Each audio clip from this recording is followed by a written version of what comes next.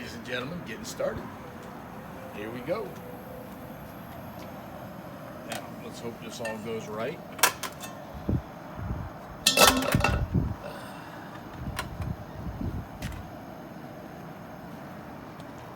And then I have prepared properly the bird, nice and dry.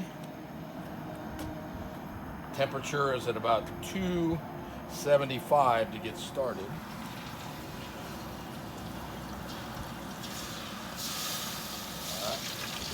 Down in there.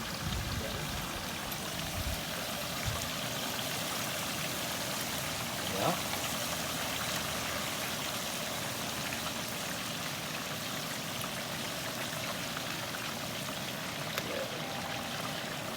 There we go.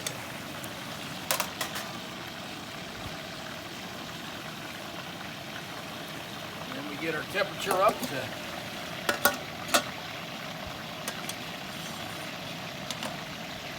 we take it up to 350 for about 59 minutes. So the time is now, I don't know what time it is. 140.